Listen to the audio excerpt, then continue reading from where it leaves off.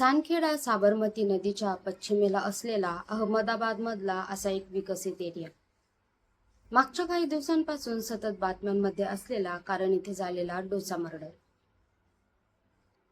वडिलांनी जवळच्या डेअरीतून डोशाचं पीठ आणलं. कुटुंबियांनी त्याचे डोसे बनवून खाल्ले आणि त्रास सुरू झाला. आई वडिलांना हॉस्पिटलमध्ये ऍडमिट करावं लागलं, तर 4 वर्षाची मिष्टी आणि 3 महिन्याची राहा या दोघींचा मृत्यू झाला. वडिलांनी आरोप केला की डोशाच्या पिठामुळे आम्हाला विषबाधा झाली, ज्यात दोन्ही मुलींचा मृत्यू झाला. त्यामुळेच हा मृत्यू ओळखला गेला डोसा मर्डर या नावाने. पोलिसांनी चौकशी सुरू केली आणि या प्रकरणात धक्कादायक खुलासे होत गेले. मुलींचा मृत्यू डोशाच्या पिठामुळे झाला नाही हे स्पष्ट झालं, पण संशय गेला मुलांच्या आई वडिलांवर. कारण गायब झालेले 2 कीटकनाशकांचे पाकिटं आणि आईच्या डायरीत लिहिलेला नवस. 3 महिने व 4 वर्षाच्या मुलीचा मृत्यू. गूढ काय आहे? हे गूढ वाढलं कशामुळे? पाहूया आजच्या व्हिडिओमध्ये. 1 एप्रिलला संध्याकाळी विमल प्रजापतीने चांदखेडामधल्या घनश्याम डेअरीमधून डोशाचं 3 किलो पीठ आणलं. 1 तारखेच्या संध्याकाळी आणि 2 तारखेच्या संध्याकाळी देखील प्रजापती कुटुंबियांनी याच पिठाचे डोसे खाल्ले. त्यानंतर 3 तारखेच्या सकाळी विमल यांची पत्नी भावना यांना त्रास व्हायला लागला. एवढेच नाही तर त्यांच्या मुलींना सुद्धा त्रास व्हायला सुरुवात झाली. अचानक अशक्तपणा जाणवू लागला, उलट्या होऊ लागल्या. पण 3 तारखेच्या झालेला त्रास हा कमीच झाला, म्हणून ते दवाखान्यातच गेले नाही. पण मुलींना होणारा त्रास वाढला आणि 3 महिन्यांच्या राहाचा मृत्यू घरीच झाला. त्यानंतर 5 एप्रिलला मिष्टी, विमल आणि भावना या तिघांनाही दवाखान्यात ऍडमिट करण्यात आलं.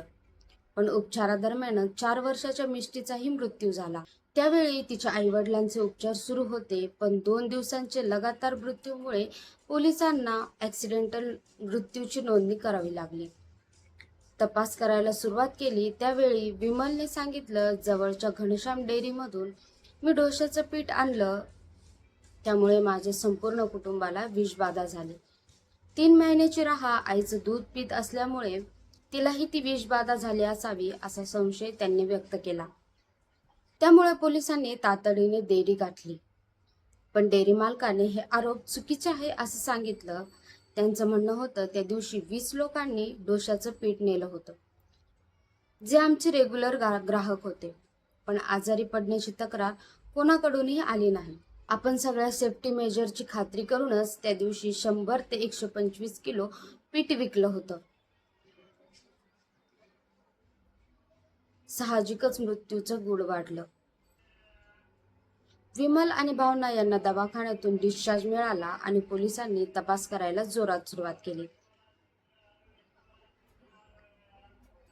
5 वर्षाच्या मिष्टीचा मृतदेह पोस्टमॉर्टमला दिला, तर पोलिसांनी प्रजापती यांचं घर व ती डेअरी दोन्ही तपासायला सुरुवात केली. तिथून काही अन्नाचे नमुने जप्त केले. अजूनही मिष्टीच्या पोस्टमॉर्टम रिपोर्टसाठी फॉरेन्सिक टीमने केलेल्या चाचणीचा रिपोर्ट पुढे आला नाही.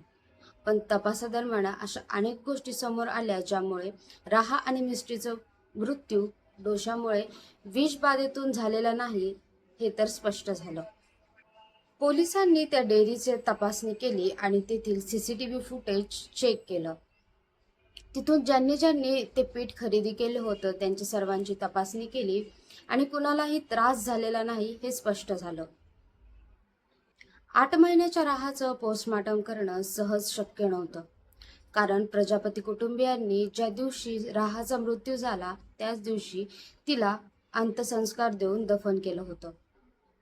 त्या दिवशी आम्ही खूप दुःखात होतो, काळजीत होतो. त्यामुळे कायदेशीर प्रक्रिया काय करायची हे आम्हाला कळतच नव्हतं. त्यामुळे आम्ही तातडीने अंत्यसंस्कार केले, असं उत्तर प्रजापती कुटुंबियांनी दिलं.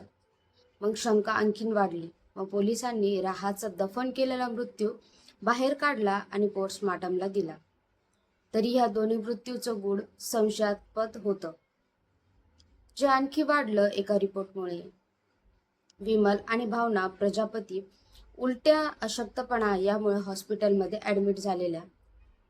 आई वडिलांच्या रक्तात ॲल्युमिनियम फॉस्फेट आणि झिंकचा प्रमाण जास्त असल्याचं समोर आलं, जे सहसा कीटकनाशकात आढळतं.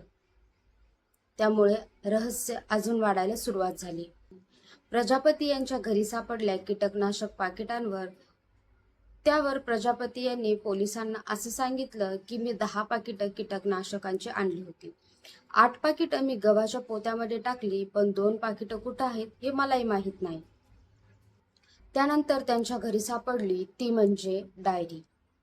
ही डायरी होती भावना प्रजापती म्हणजे राहा आणि मिष्टीच्या आईची, ज्यात लिहिलं होतं देवाला केलेला नवस. मुलगा झाला तर नवस फेडायला नक्की मंदिरात येईल.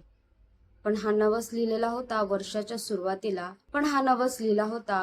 सुरुवातीला म्हणजेच रहा बाळ होण्याच्या आधी. मग या नवसासाठी आईवडिलांचं टोकाचं पाऊल उचललं का, अशी शंका देखील घेण्यात आली आहे. विमल प्रजापती हॉस्पिटलमधून घरी येताच पोलिसांनी त्यांची 9 तास चौकशी केली. चौकशीमध्ये त्यांनी एकच गोष्ट सतत सांगितली जी ढोशाच्या पिठामुळे झाले.